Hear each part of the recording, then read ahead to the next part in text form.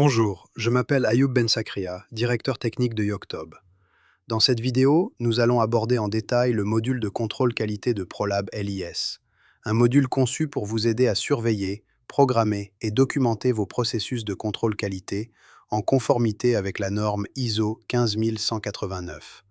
Pour y accéder, rendez-vous sur le tableau de bord, puis sélectionnez Tableau de bord QC en bas du menu de navigation.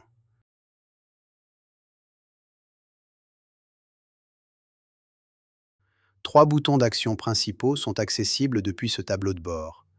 Vérifier l'inventaire, règles de contrôle qualité et rapport QC avancé. Étape 1. Vérifier et alimenter l'inventaire des matériaux.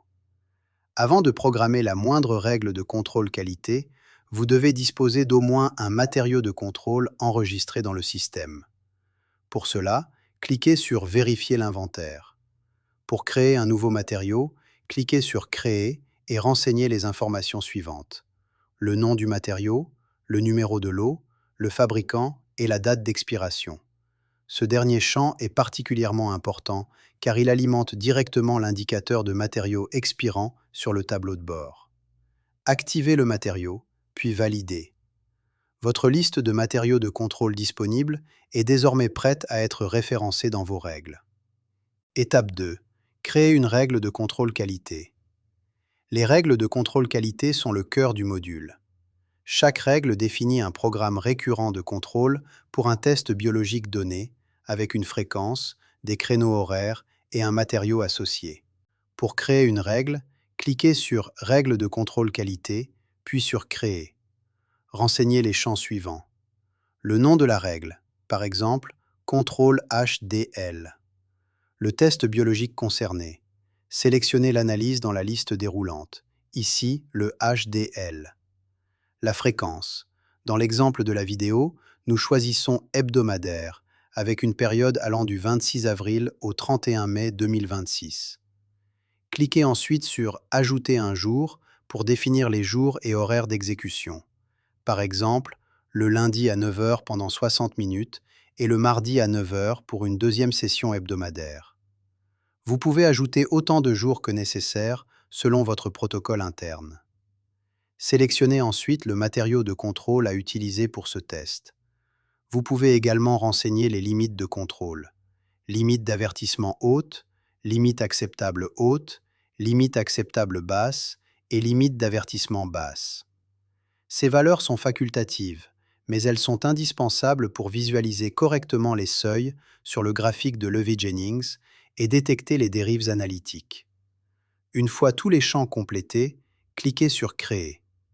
Le système génère immédiatement en arrière-plan l'ensemble des créneaux correspondants. Dans notre exemple, 12 créneaux répartis sur les lundis et mardis de la période définie.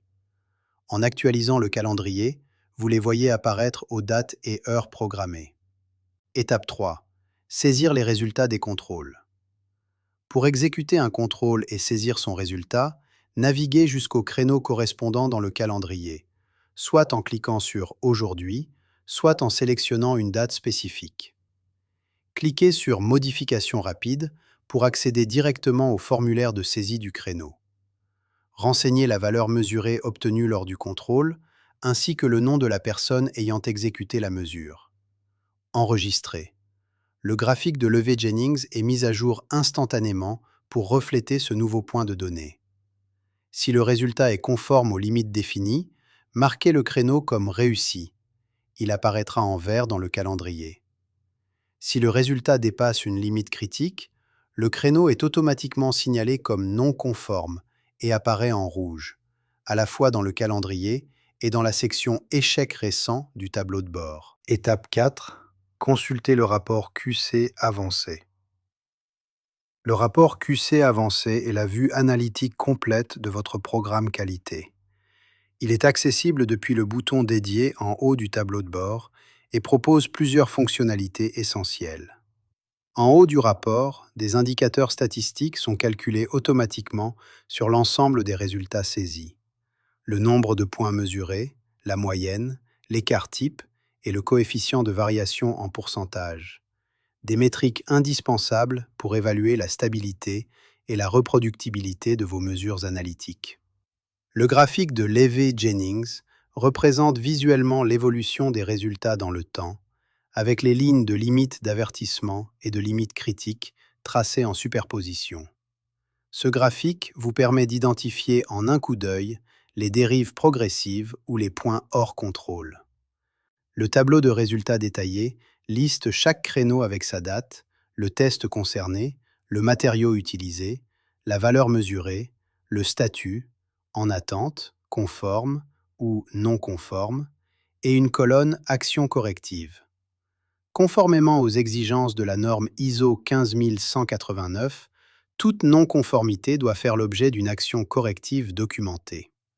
Cette colonne vous permet de tracer et d'archiver ces actions directement depuis l'interface.